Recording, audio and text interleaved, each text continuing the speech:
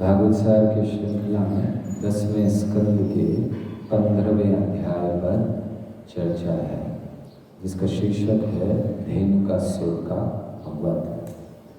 तो इसके पहले श्लोक को हम लोग पढ़ेंगे, तो कृपया आप सब दोहराइए।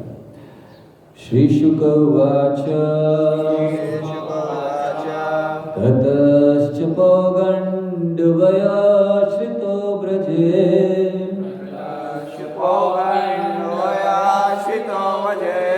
बभूवतुस्तो पशुपाल सम्मतो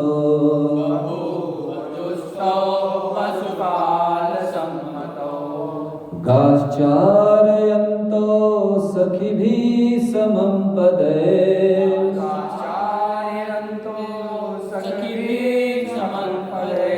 वृन्दावनं पुण्यमतीव चक्रतुः।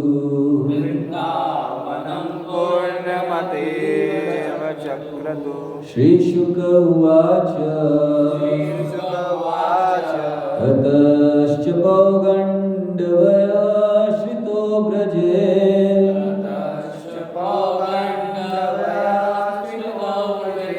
बभूवतुस्तो पशुपाल सम्मतो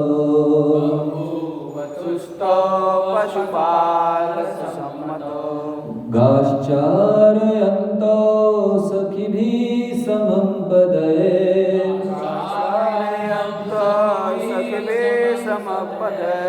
वृन्दावनं पुण्यमतीव चक्रतुः।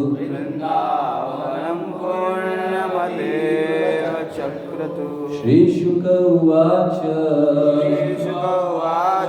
ततश्च पौगण्डवयाश्रितो व्रजे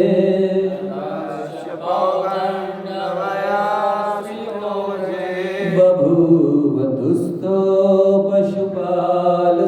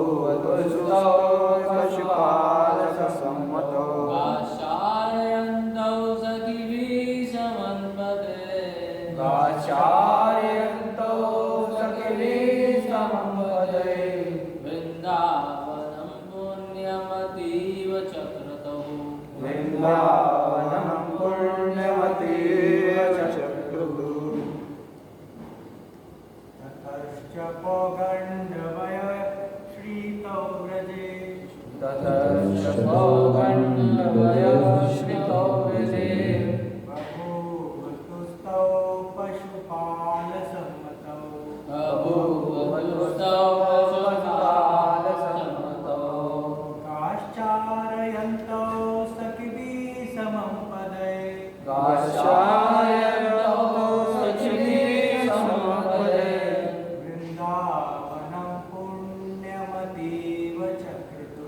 वृन्दावनं पुण्यमतीव चक्रतुः। श्री शुक उवाच श्री शुकदेव गोस्वामी ने कहा ततः तब च तथा पौगण्डवयः पौगण्ड अवस्था 6 से 10 वर्ष तक श्रितो प्राप्त करके ब्रजे वृंदावन में बभूवतु बन गए तो दोनों राम तथा कृष्ण पशुपाल ग्वालों के रूप में सम्मतो नियुक्त गाय चारयंतो चराते हुए सखी भी समम अपने मित्रों के साथ साथ पदय पाँव के चिन्हों से वृंदावनम श्री वृंदावन को पुण्यम पावन अतीव अत्यंत चक्रतु उन्होंने बना दिया। अनुवाद और तात्पर्य श्री भक्तिवेदांत स्वामी के शिष्यों के द्वारा। शुकदेव गोस्वामी ने कहा, वृंदावन में रहते हुए जब राम तथा कृष्ण ने पौगंड अवस्था अर्थात 6 से 10 वर्ष की अवस्था प्राप्त कर ली तो ग्वालों ने उन्हें गायें चराने के कार्य की अनुमति प्रदान कर दी। इस तरह अपने मित्रों के साथ इन दोनों बालकों ने वृंदावन को अपने चरण कमलों के चिन्ह से अत्यंत पावन बना दिया। तात्पर्य, भगवान कृष्ण अपने उन ग्वाल बाल मित्रों को प्रोत्साहित करना चाहते थे जिन्हें पहले अघासुर ने निगल लिया था और बाद में ब्रह्मा जी चुरा कर ले गए थे। फलतः भगवान ने तय किया कि वे उन्हें तालवन ले जाएंगे जहाँ स्वादिष्ट पके हुए बहुत से फल थे।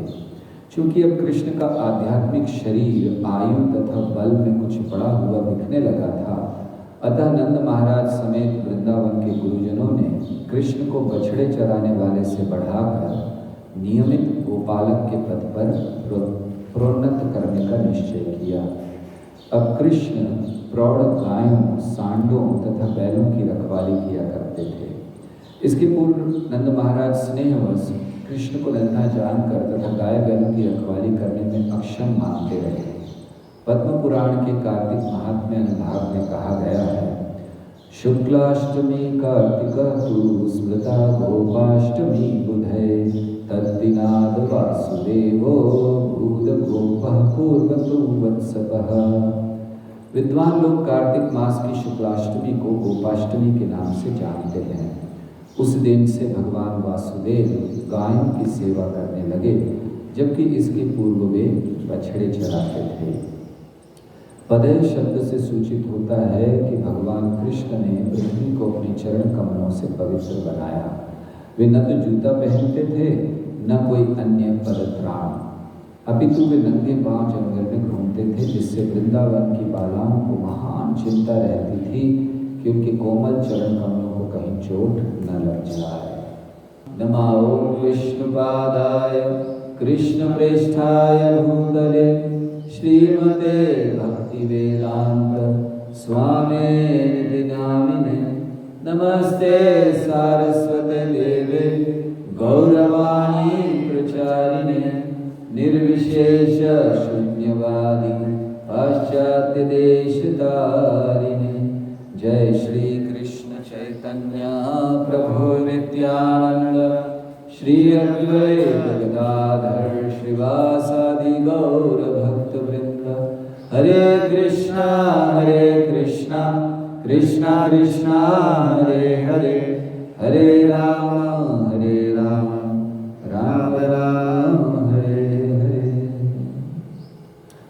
हरे कृष्ण। इस अध्याय की चर्चा से पहले सनातन गोस्वामी की प्रार्थना को दोहराएंगे। सब लोग एक साथ इसको करें। सर्वशास्त्रादिव्यूढ सर्ववेदैक सत्फल सर्वसिद्धांत रत्नाढ्य सर्वलोकैक दृक्प्रद सर्वभागवत प्राण श्रीमद्भागवत प्रभो करिध्वान्तो दिदारित्य श्रीकृष्ण परिवर्तिता परमानंद पाठाय प्रेम वर्षक्षराय ते सर्वदा सर्वसेव्याय श्रीकृष्णाय नमोस्तुते। मदेक बंधो मत्संगी मद्गुरो मन्महाधन मन्निस्तारक मद्भाग्य मदानंद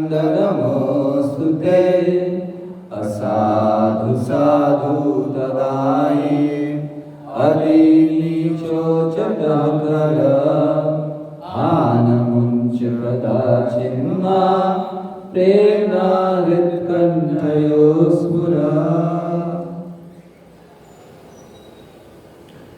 हरे कृष्ण।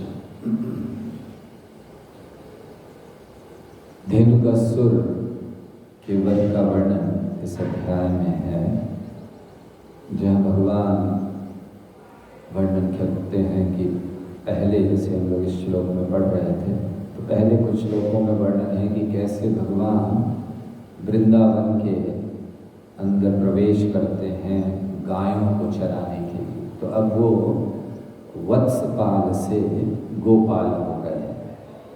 तो जब भगवान 6 वर्ष के हुए तब तक बछड़ों को चराते थे। तो श्री कृष्ण की पहले जब जन्म होता है तब से लेकर 5-6 वर्ष तक या 5 वर्ष तक ये बाल्य लीला कही जाती है। फिर 6 वर्ष से आगे 10 वर्ष तक पौगंड लीला कहते हैं। भगवान की जो लीला होती है उसको पौगंड लीला कहते हैं। तो भगवान ऐसे बाल लीला समाप्त कर चुके, अब पौगंड लीला में प्रवेश कर रहे हैं। और फिर भगवान आगे किशोर लीला करेंगे 10 साल के बाद। तो भगवान अब पौगंड लीला में प्रवेश कर रहे हैं और गायें चराना अब उन्होंने शुरू कर दिया। अब नंद महाराज ने सोचा कि अब ये थोड़े बड़े हो गए हैं, सक्षम हो गए हैं, अब इनको गायें चराना। गाय, बैल, सांड लेके जा रहे हैं। कितने साल के हो गए थे सक्षम? 6 साल। 6 साल का बच्चा वो गायों को तुरंत, अब ये गायों को ले जा सकता है, बैलों को ले जा सकता है। हम लोग देखते 6 साल का बच्चा कितना होता है, छोटा सा होता है। लेकिन कृष्ण को उन्होंने, तो ये उस समय की प्रथा थी। और सभी बच्चे जा रहे हैं, ऐसे नहीं केवल कृष्ण जा रहे हैं, सभी बच्चे अपनी अपनी गायों को लेकर। जैसे कृष्ण के पास 9 लाख गायें थी, अलग अलग दल थे उनकी गायों के। श्री कृष्ण की गायों के 108 दल हैं और अलग अलग रंग के आधार पर ये दल बने हुए हैं। रंग मतलब गायों के जो रंग होते हैं उनके आधार पर दल बनते हैं। और कृष्ण हर एक गाय के नाम को जानते हैं, हर एक गाय को नाम से पुकारते थे। हम लोग कभी कभी गौशाला में जाते हैं तो खुद ही भ्रमित हो जाते हैं, इतनी सारी गाय किसका नाम है, इसके ऊपर लिख कर रखना पड़ता है उसका नाम। लेकिन कृष्ण को हर एक गाय का नाम याद रहता था। और जब कृष्ण बुलाते थे तो नाम से पुकारते थे और गायों को बड़ा अच्छा लगता था कि कृष्ण अब हमें पुकार रहे हैं। तो अब ये जो लीला हुई, जिसे कहते गोपाष्टमी के दिन जब भगवान ने गायों को चराना शुरू किया, तो क्यों शुरू किया? केवल नंद महाराज नहीं चाहते थे, गाय भी चाहती थी। गायों ने सोच लिया कि अभी हमने 1 वर्ष तक कृष्ण को दूध पिलाया है। कृष्ण सारे बछड़े बने हुए थे ना ब्रह्म विमोहन लीला में, तो 1 वर्ष तक अब उन्होंने प्रेम कर लिया इतना, बोले अब हम उसके बिना नहीं रह सकते। अब अगर कृष्ण जाएंगे तो ही हम जाएंगे, नहीं तो हम चरने नहीं जाएंगे। तो इतना प्रेम हो गया था। और फिर नंद महाराज भी सोच रहे थे अब बड़े हो गए हैं तो ठीक है, फिर गाय चराना उन्होंने प्रारंभ किया। बहुत सुंदर वर्णन अन्य स्थानों पर आता है कि जब गायों को पता चला, ये चर्चा हो रही थी नंद महाराज इत्यादि में कि एक काम करते हैं, कल से अब ये गाय चराने चला जाए, अब ये बड़ा हो गया। गायों ने सुन लिया, फिर कल से कृष्ण आने वाले हमारे साथ, बलराम आने वाले हैं। तो गायों की एक बहुत बड़ी मीटिंग हुई। तो सारे लोग आए और उन्होंने कहा देखो कल से कृष्ण और बलराम हमारे साथ आएंगे और ब्रज में इतने पत्थर हैं उनके पाँव में लगेंगे, क्योंकि कृष्ण जूता तो नहीं पहनते थे। यशोदा मैया बनाकर लाई थी कृष्ण के लिए बहुत अच्छा जूता, जा रहे हो वन में जूता पहन कर जाओ। तो कृष्ण ने कहा कि मैं तो जूता पहनूंगा, लेकिन ये देखो मेरी गायें जिनको मैं चराने जा रहा हूँ, जिनका मैं सेवक हूँ, वो तो जूता नहीं पहनती हैं, वो तो ऐसे ही जाती हैं, तो आप उनके लिए भी जूता लाओ। यशोदा सोचने लग गई कि 9 लाख गायों के लिए 4-4 एक के लिए जूते लग गए, 36 लाख जूते लाएंगी कहाँ से? तो यशोदा ने कहा ठीक है ऐसे ही रहने दो। तो कृष्ण भी बिना जूते चप्पल के जाते थे। तो गायों ने सुना, तो गायों ने सब ने जाकर पूरी जो भूमि थी उस पर जोर जोर से वो चलने लगी सारी गाय। जितने पत्थर थे उनको तोड़कर मिट्टी बना दी, ताकि इतनी कोमल हो जाए ब्रज की रज कि जब कृष्ण चलें तो उस पर उनको कष्ट ना हो। आज भी कई स्थानों पर ब्रज की रज एकदम बहुत कोमल है, ऐसे वो टेल्कम पाउडर होता है लोग लगाते हैं, बस वो पाउडर की तरह है, बहुत सॉफ्ट, बड़ी कोमल। तो सारी गायों ने कर दिया कि कृष्ण आ रहे हैं तो उनको कष्ट नहीं होना चाहिए। और एक उनकी सभा में एक और बात निश्चित हुई थी कि जहाँ जहाँ कृष्ण चलेंगे उनके चरण चिन्ह पड़ेंगे। कोई भी व्यक्ति, कोई भी प्राणी उनके चरण चिन्हों पर अपना पाँव नहीं रखेगा, ताकि उनके चरण चिन्ह बने रहें। अक्रूर जी जब वृंदावन आए, जैसे ही प्रवेश किया तो उन्होंने धूली में कृष्ण के चरण चिन्हों को देखा और भावाविभोर हो गए, लौटने लगे उस धूली में कृष्ण के चरण चिन्हों को देखकर। तो इसीलिए कृष्ण के चरण चिन्ह कई स्थानों पर ब्रज में देखे जाते, जैसे इस अनुवाद में भी हम लोग देख रहे थे कि पशुओं के साथ प्रवेश कर रहे हैं और अपने चरण चिन्ह उन्होंने हर जगह स्थापित किए। तो श्री कृष्ण ऐसे गायों को चराने वाले हो गए, गोपाल हो गए, और फिर गायों को लेके जाते थे बड़ी प्रसन्नता से। तो क्या अंतर था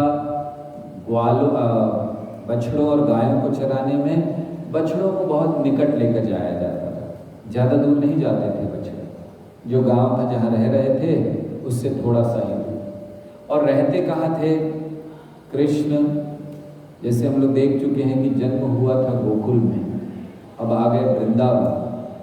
वृंदावन में करीब 3 वर्ष रहे, गोकुल में भी करीब 3-4 वर्ष रहे, और बाकी के 3 वर्ष फिर वो नंदग्राम में रहे भगवान।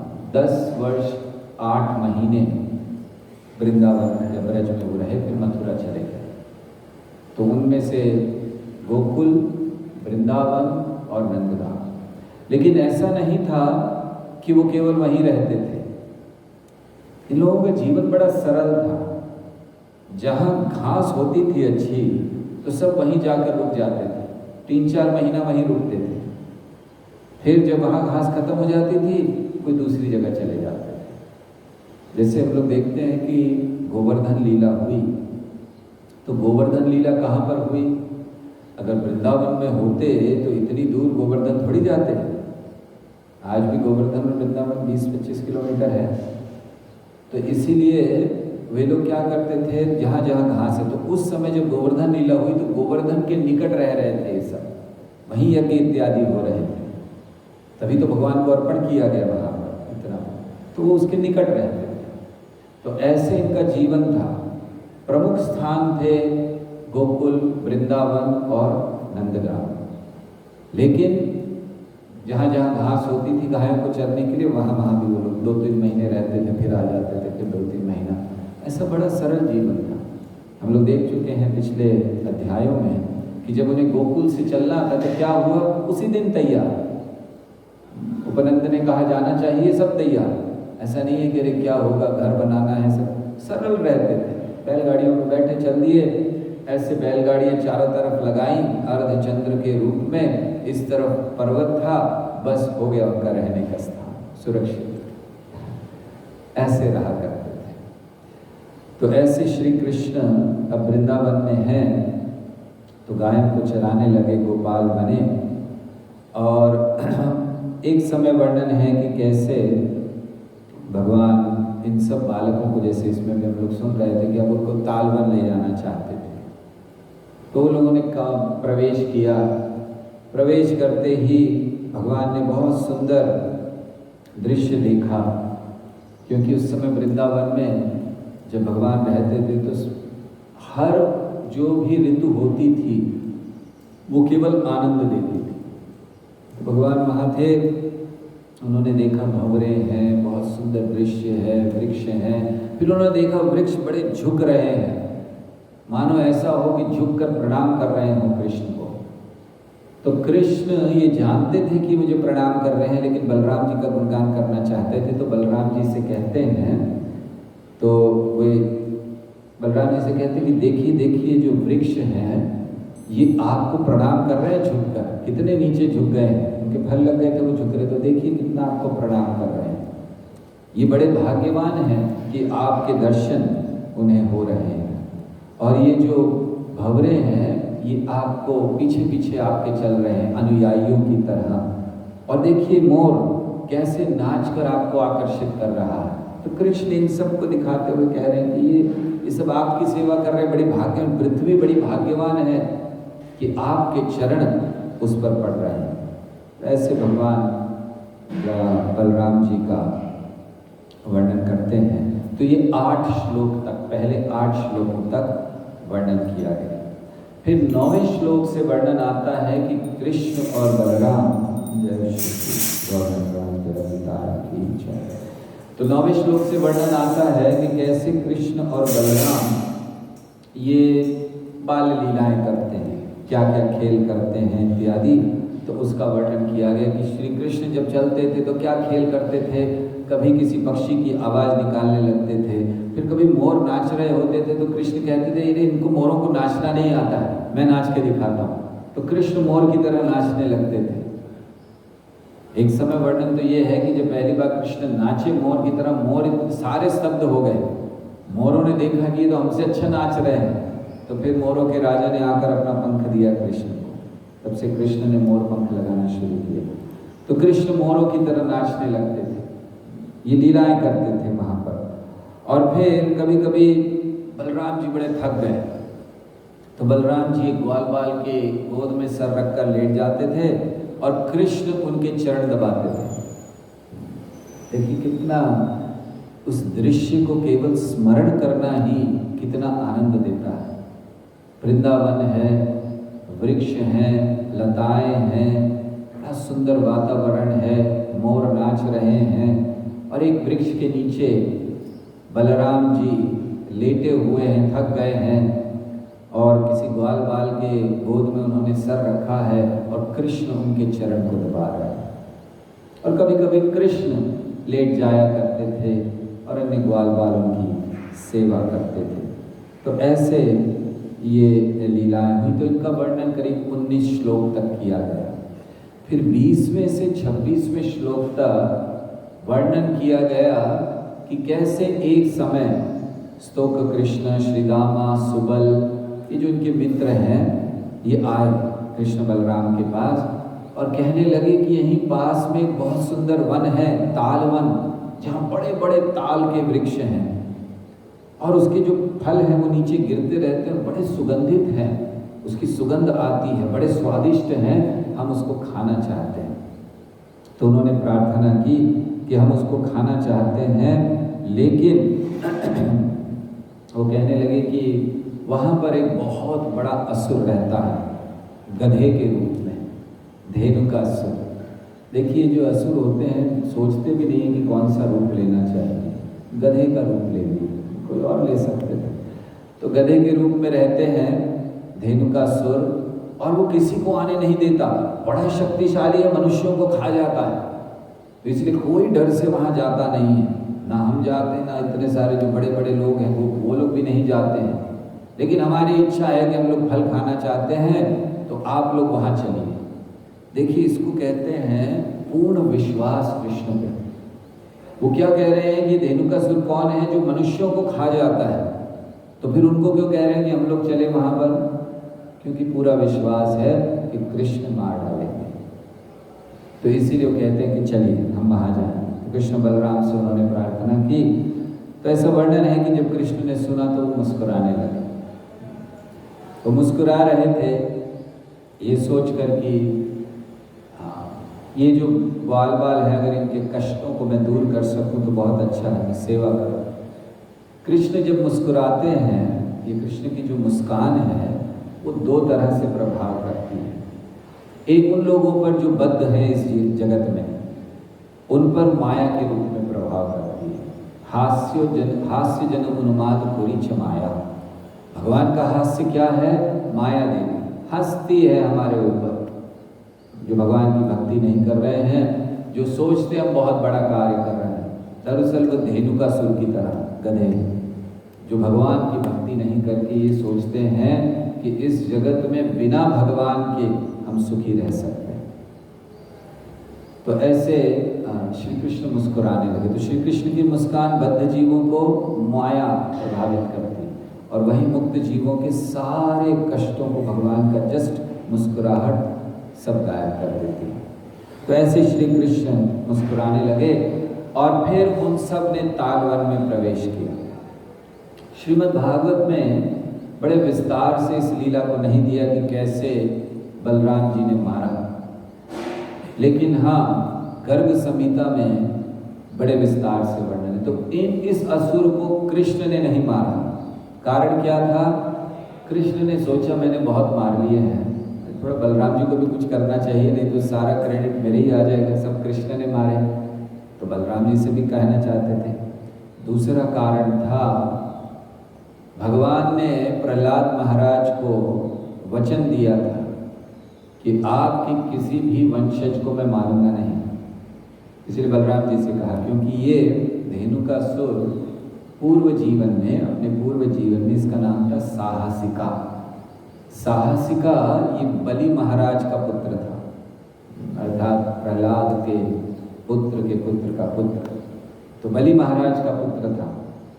तो भगवान ने सोचा कि मैंने वचन दिया है इनका उद्धार करूंगा, इनको मारूंगा नहीं, इसलिए बलराम जी मारेंगे, मैं नहीं मारूंगा। तो ऐसे ही उन्होंने बलराम जी को मारने के लिए ये अवसर दिया। तो इसीलिए वहाँ विस्तार से वर्णन नहीं है, लेकिन गर्ग संहिता में वर्णन किया गया कि बलराम जी आए। अब बलराम जी ने प्रवेश किया, कृष्ण आए, बलराम आए, दोपहर का समय था और धेनुकासुर सो रहा था, दोपहर का नींद ले रहा था। तो बलराम जी अब उसको जगाना चाहते थे, तो उन्होंने आके जोर से एक वृक्ष को हिलाया। जैसे ही वृक्ष हिला, सारे जो फल थे वो गिरने लगे, धाड़ धाड़ धाड़, और बहुत ऊंचा वृक्ष होता है ताड़ का, तो सब गिरे।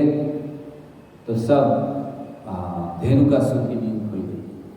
धेनुका भाग कर आया, उसने देखा बच्चे कृष्ण बलराम वहाँ पर है। तो उसने जोर से आकर बलराम जी की छाती में अपने दोनों पांव मारे। जानते गधा कैसे मारता है? उसको दुलत्ती कहते हैं, पीछे से मारता है, धाड़। तो उन्होंने दुलत्ती मारी सीधे बलराम जी की छाती में। बलराम जी को क्या होना है, कुछ हुआ नहीं। तो बलराम जी को क्रोध आया और उन्होंने उसको पकड़ा और ऐसे जोर से घुमाकर फेंक दिया। बड़ा शक्तिशाली था, फिर से उठकर आ गया। बलराम जी ने फिर उठाया और घुमाकर करीब 8 मील दूर फेंक दिया। बेहोश हो गया जाता, इतनी जोर से गिरा, लेकिन फिर वापस आया और पूरी शक्ति से आया। और शक्ति से आया, क्या किया उसने? अपना रूप भयंकर कर लिया। 4 उसके सींग निकल आए अचानक और वो भाग रहा है बच्चों की ओर मारने के लिए। और ये सारे भागे, अभी देख रहे हैं। ऐसा होता है ना कि कभी कभी तो बड़ा आनंद ले रहे थे वो जब बलराम जी मार रहे थे, और जब इनके पीछे भागने लगे सब भागे। ऐसा होता है, कभी कभी हम लोग करते हैं। हमें ध्यान है मेरे फार्म कम्युनिटी है बेलगाम में, गोकुल धाम। तो वहाँ पर शुरुआत में भक्त रहते थे, तो शुरुआत में जरा बड़े उत्साही भी रहते हैं। तो एक समय सुबह के समय जप कर रहे थे और सामने से हाथी जा रहा है, जंगली हाथी। जंगली हाथी वो साधारण हाथी की तरह नहीं होता है कि आप करोगे सूंड उठाओ बेटा, तो वो सूंड उठाएगा, आशीर्वाद दो। अरे जना जो फालतू हाथी होते हैं इनसे यही कराते ना वो लोग, चलो वो सूंड से पैसा ले लो, वो सूंड ऐसे करता है, उसको पैसा दे देते हैं, वो सर पर रख देता है आशीर्वाद। वो जंगली हाथी वैसा नहीं होता, उसका आशीर्वाद बड़ा खतरनाक होता है, बचता नहीं है आदमी उसके आशीर्वाद के बाद। तो जंगली हाथी वहाँ पर काफ़ी आते, तो जा रहे थे सामने से। तो आप जानते हैं जो ब्रह्मचारी होते हैं जरा उनको उत्साह भी ज़्यादा होता है और वो निडर भी बहुत होते नहीं मगर कम से कम दिखाते हैं। तो सुबह सुबह जब का समय था, जा रहे थे, वो आराम से जा रहा था हाथी। तो इन लोगों ने सोचा कुछ तो जरा पास से जाकर देखना चाहिए। तो केवल निकट चले गए उसको देखने के लिए। जैसे ही गए, हाथी की आंखें होती हैं, वो सब तरफ देख सकता है, ऐसा लगता है कि वो सामने देख रहा है। उसने देख लिया हाथी ने कि ये आ रहे हैं इधर से। तो हाथी केवल घूमा और उसने जोर से ऐसे सूंड उठाकर आवाज की। ऐसे भागे सब, ऐसे भागे कि पूछिए मत, अगर धोती भी खुल गई होती तो कोई चिंता नहीं करते उस समय, बड़ी तेज भागे वहाँ से। तो इसी तरह यहाँ बच्चे अभी तो बड़ा मजा ले रहे थे। हाँ, बलराम जी ने जैसे वो आया उसने 4 अपने सींग निकाल ली और बड़े भागा उनकी तरफ, तो वो भी भागे। लेकिन उनमें से कुछ बच्चे थे बड़े शक्तिशाली, तो उन्होंने कहा नहीं कुछ करना चाहिए, तो हमने एक छड़ी ली और छड़ी लेकर उसको मार रहे। आप सोचिए इतना भयंकर, इतना भारी राक्षस, तो वो छड़ी लेकर मार रहे। छड़ी लेकर कोई मार रहा है, कोई भूसा मारने का प्रयास कर रहा है, एक ने थप्पड़ मारा उसको। मतलब देखिए कि जब राजा शक्तिशाली होता है तो प्रजा अपने आप शक्तिशाली हो जाती है। कृष्ण बलराम शक्तिशाली, उनको ये भी चिंता नहीं कि ठीक है मार रहे हैं, कोई थप्पड़ मार रहा है, कोई कुछ हो नहीं रहा है उससे, लेकिन वो प्रयास कर रहा है। कोई छड़ी मार रहा है तो सारे बालक ऐसे करने लगे कि कोई कर रहा है, कोई थप्पड़ मार रहा है, लेकिन वो तो रुकने वाला नहीं था। तो फिर उस समय जब देखा कि कैसे सब बालकों को कष्ट हो रहा है, तो कृष्ण ने इसको पकड़ा, बड़ी जोर से घुमाया और गोवर्धन पर फेंक दिया, गोवर्धन पर्वत पर। तो जाकर गिरा गोवर्धन पर बहुत जोर से, और फिर उसने उस गोवर्धन को उखाड़ लिया। गर्भ संहिता में वर्णन है कि गोवर्धन को उखाड़ लिया, इतना शक्तिशाली था, और गोवर्धन उखाड़ कर कृष्ण के ऊपर फेंका, पूरा गोवर्धन पर्वत। तो कृष्ण ने गोवर्धन उधर ही पकड़ लिया। देखिए कृष्ण ने 2 बार गोवर्धन उठाया, मतलब एक बार गोवर्धन लीला में, एक बार यहाँ। तो कृष्ण ने गोवर्धन पकड़ा और फिर से उसके ऊपर फेंकने वाले फेंका, उसने भी पकड़ लिया और फिर उसने कृष्ण के ऊपर फेंका। तो कृष्ण ने सोचा ये अच्छा नहीं है, गोवर्धन को गेंद नहीं बनाना चाहिए। तो कृष्ण ने जहाँ गोवर्धन थे वहाँ रख दिया उनको उनके स्थान पर। और फिर क्योंकि उन्होंने कृष्ण ने रखा, तो जैसे रखा इसने आक्रमण किया कृष्ण पर और उनको उठाकर ऊपर हवा में ले गया। गर्भ संहिता वर्णन करती है 8 लाख मील ऊपर चला गया, और कृष्ण भी, और ऊपर झगड़ा हो रहा है। लेकिन कृष्ण चाहे तो कहीं भी युद्ध कर सकते हैं। कृष्ण थोड़ा आनंद लेना चाहते थे, बहुत हो गया नीचे युद्ध, थोड़ा ऊपर युद्ध करेंगे। तो ऊपर युद्ध हो रहा है, दोनों लड़ रहे हैं ऊपर। तो ऐसे वो चला गया ऊपर हवा में, और वहाँ पर युद्ध हुआ, और फिर वहाँ से फिर युद्ध करते करते उनको नीचे फेंक दिया। तो उस समय जब ऐसा सब चल रहा था, तो अब बलराम जी ने देखा कि अब बहुत हो गया। तो बलराम जी ने उसको पकड़ा और एक जोर से घूंसा मारा। बलराम जी घूंसा मारे तो क्या होगा, कौन हम सब समझते हैं। तो उसके प्राण चले गए। फिर उसने बलराम जी ने ऐसे उठाकर घुमाया और जोर से एक वृक्ष के ऊपर फेंक दिया। बहुत, जो सबसे लंबा ऊंचा वृक्ष था उसके ऊपर फेंक दिया। तो जब फेंका तो वहाँ से तो बहुत सारे फल गिरे, लेकिन क्योंकि इतना भयंकर शरीर गिरा था तो एक के बाद एक, एक के बाद एक, एक के बाद एक सारे पेड़ गिरते गए। तो बलराम जी सोच रहे थे कि बच्चे सब फल खाना चाहते हैं, तोड़ेंगे कैसे। तो उन्होंने एक ऊपर फेंका तो एक के बाद एक सब गिर गए। तो बहुत सारे वृक्ष गिर गए नीचे और बहुत सारे फल। तो ऐसे धेनुकासुर का वध हो गया। तो हम बता रहे थे कि पूर्व काल में ये धेनुकासुर बलि महाराज का पुत्र था, साहसिका इसका नाम था। एक समय ये कुछ स्त्रियों के साथ आनंद ले रहा था दुर्वासा मुनि के आश्रम के निकट।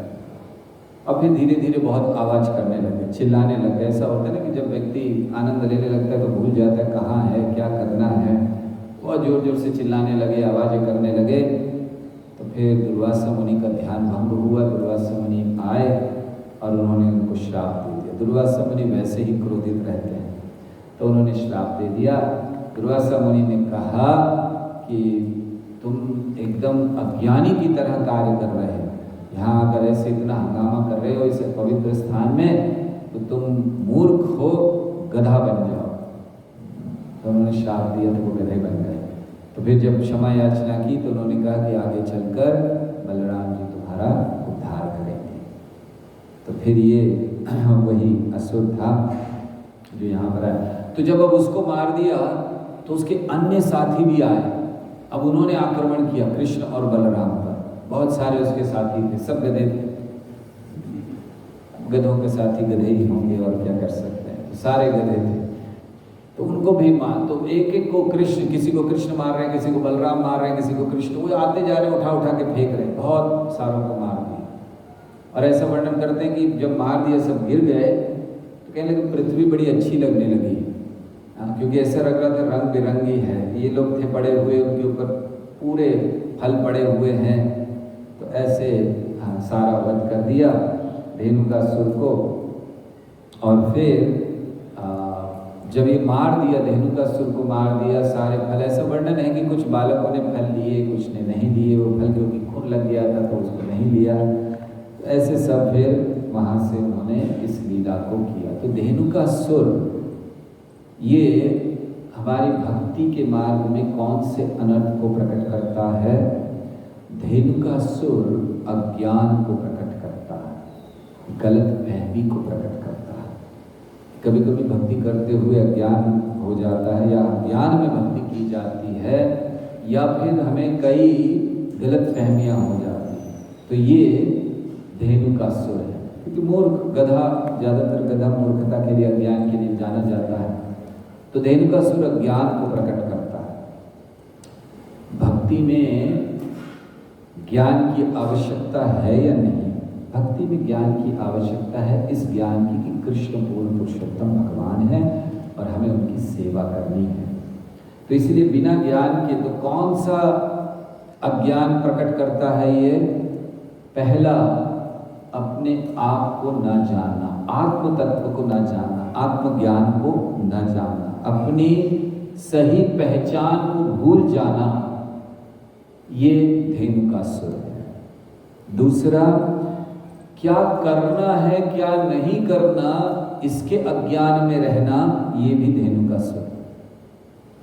भगवान भगवद गीता में कहते हैं कि जो असुर होते हैं उनको पता नहीं होता है क्या करना है क्या नहीं करना है, तो इसीलिए ये भी अज्ञान है कि क्या करना है क्या नहीं करना है।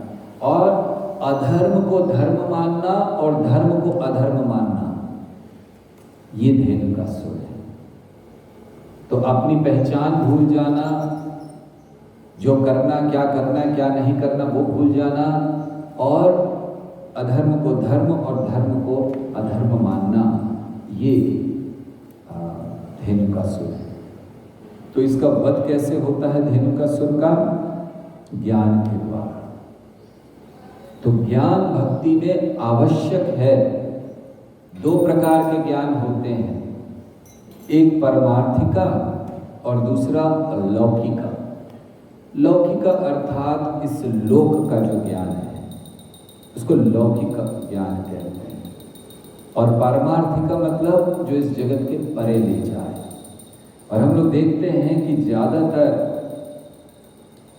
ये जो लौकिक ज्ञान है इसमें वृद्धि हो रही है, पारमार्थिक ज्ञान में कोई वृद्धि नहीं हो रही। क्यों? वो जैसा है वैसा है, वो शाश्वत ज्ञान है।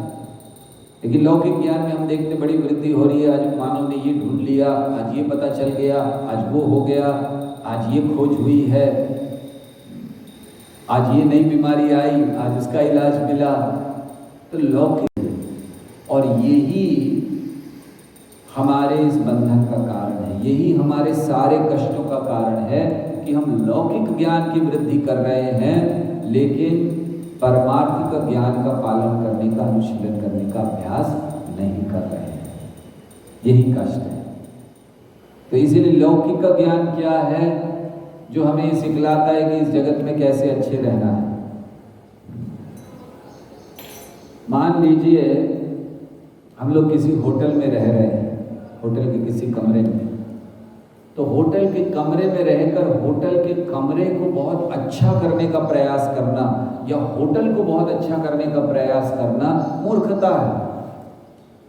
आप यात्री हो, आप आए हो, 2 दिन रुकोगे, चले जाओगे, ये आपका काम नहीं है। आपको बस वहाँ रुकना है, जब तक आवश्यक कार्य है रुके और चले जाएं। होटल इसीलिए होता है, होटल में कोई बहुत लंबे समय तक रहने नहीं जाता है। होटल में उतने समय के लिए जाया जाता है, 2 दिन 3 दिन, काम पूरा हुआ बाहर। ऐसे ही ये जगत होटल है, आए, काम करें, वापस जाना है। इसको अच्छा बनाने का प्रयास मत कीजिए। या फिर कभी कभी हम लोग शौचालय में जाते हैं, कभी कभी नहीं, रोज जाते हैं, शौचालय में जाते हैं। तो शौचालय जाने का उद्देश्य क्या है? उसको बड़ा अच्छा बनाना। अब वहाँ जाके सोचिए, यहाँ अगर एसी हो तो कितना अच्छा हो, यहाँ पर थोड़ा टीवी लगाएं तो बहुत अच्छा होगा, यहाँ पर बहुत अच्छी और सुविधा होनी चाहिए। तो टॉयलेट को, शौचालय को अच्छा करने का क्या लाभ है? हाँ, साफ सुथरा रखना अच्छी बात है, लेकिन उसमें सुविधाओं को प्रदान करना क्या लाभ है? आए हैं जिस काम के लिए वो काम कीजिए, बाहर जाइए, खत्म। वहां कोई रहने के लिए तो होता नहीं है। आजकल लोग रह रहे हैं वो अलग बात है। आजकल हमने एक बार एक एडवर्टाइजमेंट देखा, हम आ रहे थे तो बड़ा सा एडवर्टाइजमेंट था कि मतलब कोई टाइल्स कंपनी का कुछ एडवर्टाइजमेंट था कि your bathroom is better than your bedroom, something like that, ऐसा कुछ था, मैं एग्जैक्ट पता नहीं क्या है। तो आपका जो बाथरूम है वो बेडरूम से अच्छा, मतलब आप उसको छोड़कर वहां पे रहना शुरू कर दीजिए। तो ये कोई उद्देश्य नहीं है। आजकल बहुत अच्छा बनाया जाता है, लोग उसके लिए अच्छा बनाना ठीक है, साफ सुथरा रखना ठीक है, लेकिन उसमें सुविधाएं बढ़ाते जाना और ये सोचना कि हमें इसी में रहना है, मूर्खता। तो इसीलिए ये जगत ये होटल के समान है, शौचालय के समान है। आइए काम कीजिए, बाहर जाना है। तो लौकिक ज्ञान क्या करता है? कैसे इसका और आनंद बढ़ा ले, कैसे और बढ़ जाए। सो इसीलिए हमें लौकिक ज्ञान को लेने का प्रयास ज़्यादा नहीं करना चाहिए, परमार्थ का ज्ञान। लौकिक ज्ञान से क्या लेना है? इस जगत के ज्ञान से हमें क्या लेना है? हमें सीखना है कि कितना कष्ट है इस जगत में। कभी कभी लोग बोलते हैं कि गलतियां करके हम सबको सीखना चाहिए। हमारे पास अपने जीवन में उतना समय नहीं है कि हम सारी गलतियां करके सीखें, इसीलिए दूसरों के अनुभव से सीख लेना चाहिए। बुद्धिमान व्यक्ति वो है। प्रभुपाद समझाया करते थे कि हमने सुन लिया शास्त्र में चोरी करना गलत है, बंद कर देना है। ये नहीं कि हम चोरी करके देखेंगे क्या कष्ट होता है। तो हमारे पास जीवन में उतना समय नहीं है कि हम सारी गलतियां करके सीखें। हमें अन्यों के अनुभव से सीख लेना है। शास्त्र में भरा पड़ा है अनुभव। ययाति महाराज ने क्या किया, सीख लीजिए बस उनके अनुभव से। कोई जरूरत नहीं है हमें उसको अनुभव करने की, समय नहीं है हमारे पास उतना। इसीलिए परमार्थिक ज्ञान को बढ़ाना, भगवान के ज्ञान को बढ़ाना। वासुदेवे भगवती भक्ति योग प्रयोजितः जनयत्याशु वैराग्यम ज्ञानम च यद हेतुकम। भक्ति कीजिए, ज्ञान वैराग्य प्रकट होगा ही। भगवान की भक्ति को कीजिए। जीव किस में लगा है? काम में। कामस्य नेन्द्रिय प्रीति लाभो जीवेत यावता जीवस्य तत्व जिज्ञासा नार्थो यश्चेह कर्म भी। भागवत कहता है, पहला स्कंद दूसरा अध्याय। कामस्य नेन्द्रिय प्रीति, ये हमारा जीवन इसलिए नहीं बना कि काम वासना इंद्रिय प्रीति इसी में हम बसे रहें। लाभो जीवेत यावता, कोई लाभ नहीं है सब चीजों से। जीवस्य तत्व जिज्ञासा, उद्देश्य क्या है? भगवान के विषय में जाने, अपने विषय में जाने, तत्व जिज्ञासा करें, वो जीवन का उद्देश्य है। तो इसीलिए ये हमें करना चाहिए। वो सच्चा धर्म है। धर्म सुनुष्ठितः पुंसा विश्वक्सेन कथासु यः, भगवान की कथाओं में रुचि बढ़ाना, ये सच्चा धर्म है। तो इसीलिए हमें ये जानना चाहिए, ज्ञान होना चाहिए, आत्मा का ज्ञान। कभी कभी लोग अपने प्रियजनों को बहुत प्रेम करते हैं। कोई पति अपनी पत्नी को करता है, पत्नी अपनी पति को करती है, लेकिन कब तक करती है? जब तक पति जीवित रहता है।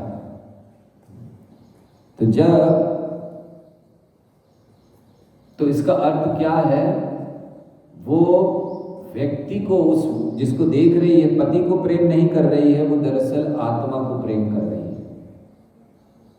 आत्मा चला गया, उसी शरीर से प्रेम नहीं रहता।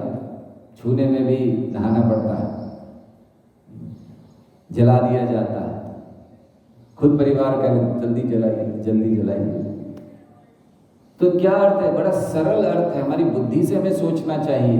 आज हम जिनको प्रेम कर रहे हैं, शरीर को नहीं, आत्मा को प्रेम कर रहे हैं। आत्मा चली गई, शरीर से कहां प्रेम रहेगा? लेकिन जो अज्ञान में है वो केवल शरीर समझकर प्रेम करता है। बुद्धिमान व्यक्ति को समझना चाहिए कि प्रेम आत्मा से होता है, और हर आत्मा से हम प्रेम कर सकते हैं। पर हम परम आत्मा भगवान कृष्ण से प्रेम करना सीख लें, और उसके लिए ज्ञान चाहिए। धेनु का सुर को मारना है। तो ज्ञान चाहिए।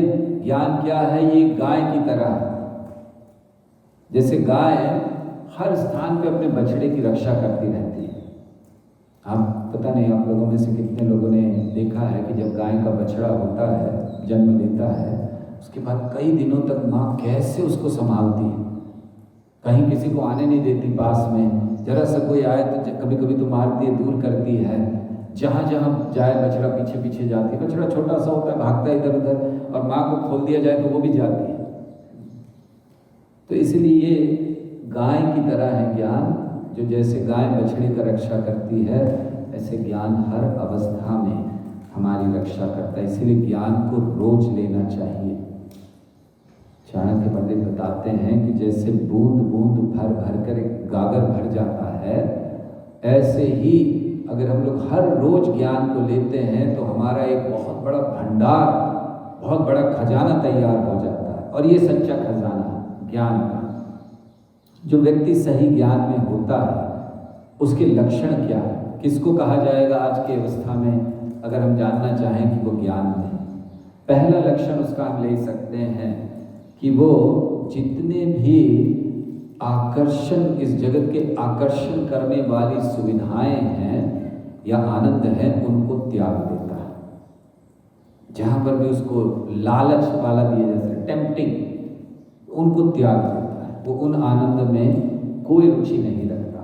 दूसरा लक्षण है वो उन सारे स्वादों को भी त्याग देता है जो केवल इंद्रिय के भोग के लिए हैं, जिह्वा को आनंद देते हैं। उस स्वाद को नहीं लेता, वो उस स्वाद को लेता है जो कृष्ण को आनंद दे चुका है। बाकी ऐसे सारे स्वादों को त्याग देता है कोई जिह्वा को। तो हमें केवल जिह्वा के स्वाद के लिए नहीं खाना चाहिए, हमें वो खाना चाहिए जो कृष्ण को स्वाद दे चुका है, अर्थात प्रसाद। कृष्ण पहले से उसका स्वाद ले चुके हैं, उसको हमें स्वाद लेना चाहिए। हमारी जिह्वा के लिए स्वाद नहीं होना चाहिए। ये ज्ञान का लक्षण है। अर्थात क्या है, हो सके तो हमें केवल प्रसाद ग्रहण करना चाहिए। तीसरा लक्षण ज्ञानी व्यक्ति का है, वो व्यक्तिगत सुंदरता पे बहुत ज्यादा ध्यान नहीं देता। भगवान के लिए निश्चित वो अच्छी तरह से अपने आप को प्रस्तुत करता है, लेकिन अन्यों को आकर्षित करने के लिए सुंदर नहीं बनता। ज्ञान का लक्षण है ये। क्योंकि जो अज्ञानी व्यक्ति है, आत्मा को नहीं समझ रहा, वो अपने आप को बहुत सुंदर प्रस्तुत करने का प्रयास करता है। किस लिए? अन्य लोग आकर्षित हो जाए। लेकिन एक ज्ञानी व्यक्ति ये केवल कृष्ण के लिए अपने सौंदर्य को प्रकट कर सकता है या कृष्ण के लिए सुंदर दिख सकता है, अन्यथा लोगों को आकर्षित करने के लिए अपने आप को बड़ा अच्छा दिखाने का प्रयास नहीं करता। तो ये ज्ञान के कुछ लक्षण हैं। साथ ही साथ और भी लक्षण बताए गए हैं। बहुत ज़्यादा सोता नहीं है। ज्ञानी व्यक्ति जो होगा वो बहुत ज़्यादा सोएगा नहीं, क्योंकि सोना भी तमोगुण का लक्षण है। बहुत ज़्यादा सोना। ये बंद कीजिए, किसका मोबाइल कहाँ चल रहा है। तो बहुत ज़्यादा सोता भी नहीं है और बहुत ज़्यादा मनोरंजन में नहीं पड़ता इस जगत के। तो ये सारे लक्षण अगर हम देख रहे हैं, उसको मनोरंजन में बड़ा आनंद आता है, सोने में बड़ा आनंद आता है, खाने में अलग अलग प्रकार के जब तक चीज़ ना हो उसको आनंद आता है, तो इसका अर्थ है कि अभी तक ज्ञान में नहीं है। तो ऐसे, और सबसे बड़ा लक्षण क्या है ज्ञानी व्यक्ति का? कृष्ण भावनामृत के कार्यों को बड़ी गंभीरता से करता है। तो सच्चा ज्ञान वो है जहाँ हम कृष्ण भावनामृत को गंभीरता से स्वीकार करें। और कृष्ण भावनामृत क्या करता है? ये हमें समझाता है कि हर उस व्यक्ति के संग में रहिए जो आपको कृष्ण की ओर ले जाए। और हर वो व्यक्ति, फिर वो चाहे आपका गुरु क्यों ना हो, फिर वो चाहे आपका संबंधी क्यों ना हो, मित्र क्यों ना हो, पिता क्यों ना हो, पत्नी क्यों ना हो, त्याग देना चाहिए अगर कृष्ण से दूर ले जा रहा है। ज्ञानी है। गुरु न सस्यात् स्वजनो न सस्यात् पिता न सस्यात् जननी न सस्यात्। भागवत कहता है कि बनना नहीं चाहिए पिता, गुरु, माता, स्वजन, दैव, कुछ नहीं। क्यों? अगर आप न मोचये समुपेत्य, अगर आपके आश्रितों को आप मुक्त नहीं कर सकते। और हम देखते हैं इसके बहुत सुंदर उदाहरण। गुरु न सस्यात्, बलि महाराज ने अपने गुरु को त्याग दिया। क्यों? कृष्ण की सेवा के लिए मना कर रहे थे। बिल्कुल नहीं देना इनको, ये विष्णु है, धोखा देगा। बलि महाराज ने त्याग दिया। गुरु न सस्यात्, पिता न सस्यात्। प्रहलाद महाराज ने अपने पिता को त्याग दिया। क्यों? भगवान के विरुद्ध ले जा रहे थे। स्वजनो न सस्यात्, विभीषण ने अपने भाई को त्याग दिया, भगवान के विरुद्ध जा रहे थे। जननी न सस्यात्, भरत महाराज ने अपनी माता कैकेयी को त्याग दिया, भगवान की सेवा के विरुद्ध ले जा रहे थे।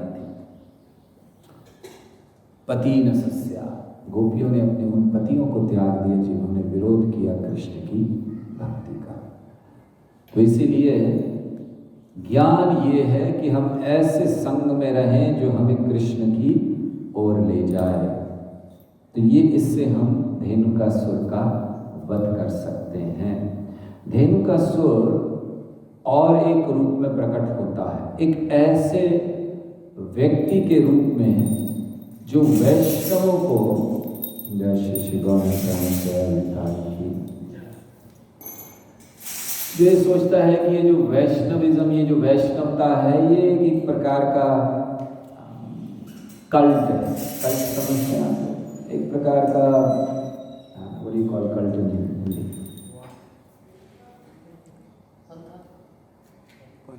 पंथ तो नहीं।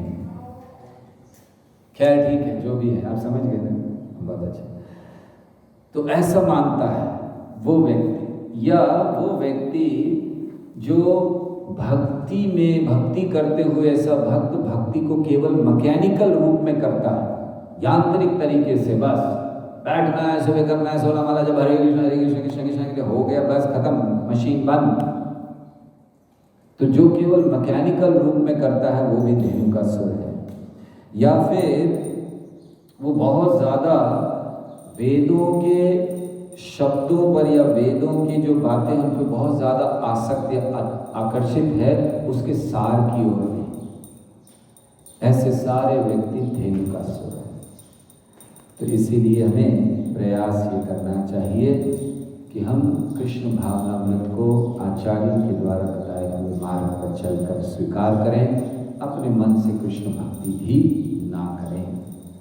तो ऐसे हम धेनुकासुर का वध कर सकते हैं। तो अब धेनुकासुर का वध हो गया और फिर सब लोग वापस आए, सारे जो ग्वाल बाल थे इत्यादि, तो वो सब वापस आए। गोपियों ने बहुत आनंद लिया। जब कृष्ण चले जाते हैं सुबह और शाम तक जब नहीं होते हैं, गायों को चराने ले जाते हैं, तो गोपियाँ मानो प्रायः मृत रहती हैं। और जैसे ही कृष्ण आते हैं शाम को, गोधूली दिखाई देती है उनको। गोधूली का समय मतलब शाम का समय होता है जहाँ गायों की खुरों से धूल उड़ती है, दूर से दिखाई देता है गायें आ रही हैं। तो सब के लिए नेत्रोत्सव होता है, कृष्ण के दर्शन वो करती हैं। तो गोपियों ने ऐसे किया। यशोदा और रोहिणी ने दोनों को बड़े प्रेम से पहले नहलाया, अच्छे वस्त्र पहनाए, आभूषण पहनाए, बहुत स्वादिष्ट व्यंजन कराए और फिर उनको सुला दिया दोनों को।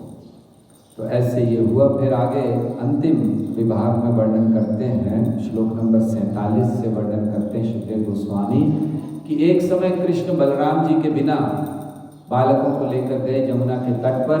बालक बड़े प्यासे थे और उन्होंने जल पिया। जैसे ही पिया विषैला जल था, सब मर गए।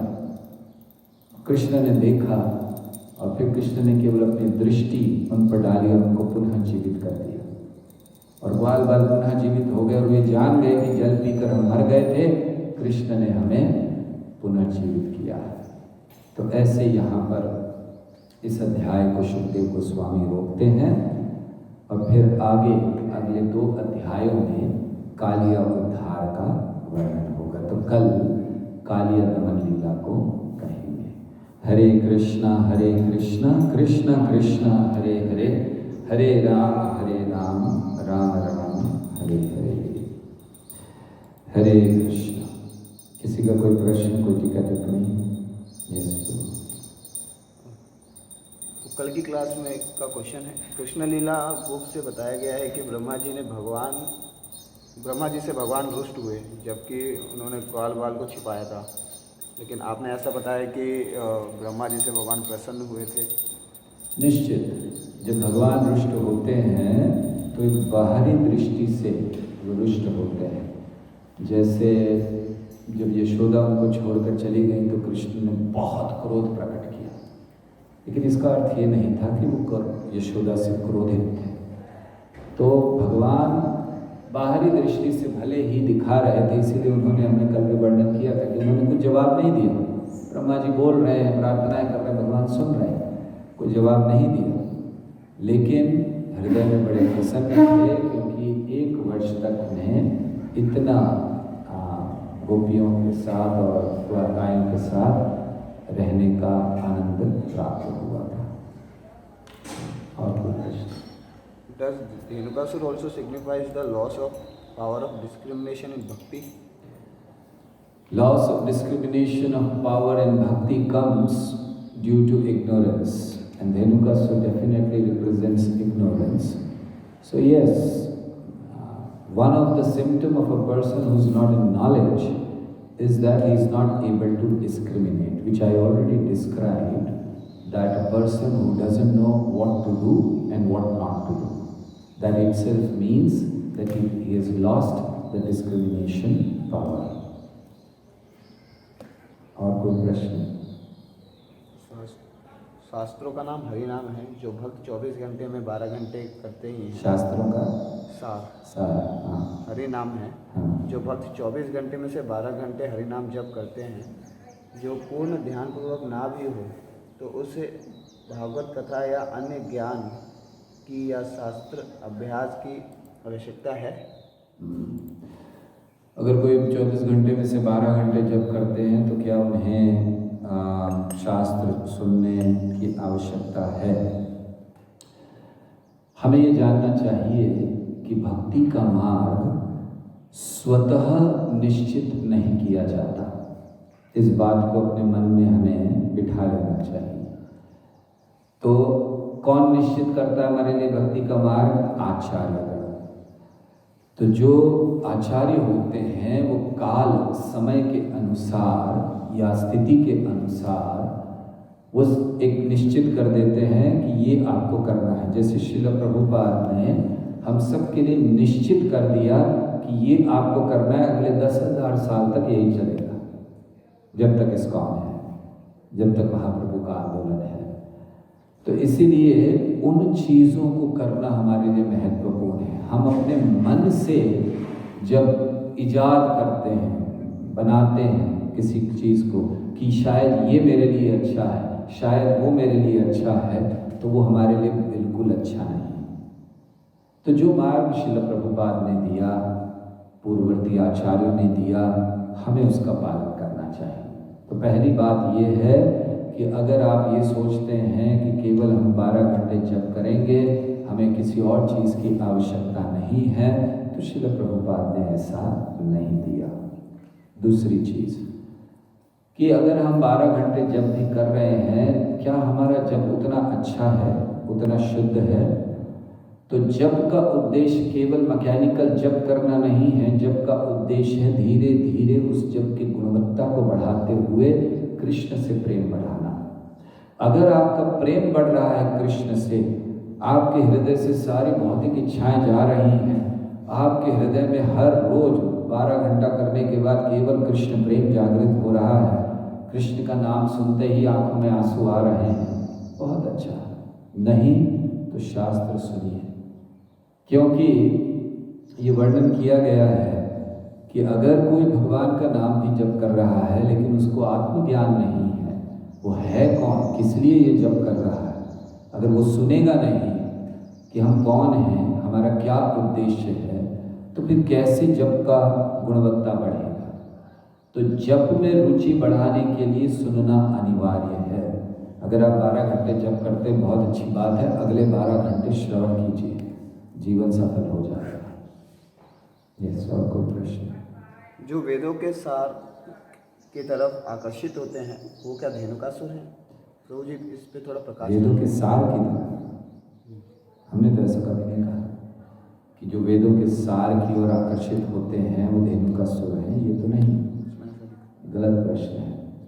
हमने कहा जो वेदों को केवल उनके शब्द के रूप में, उनकी जो मंत्र हैं उनसे आकर्षित होते हैं, सार से आकर्षित नहीं होते, वो धेनुकासुर है। सार से आकर्षित होने वाले तो भक्त कहलाते हैं, सारग्राही, उन्हें भक्त कहा जाता है।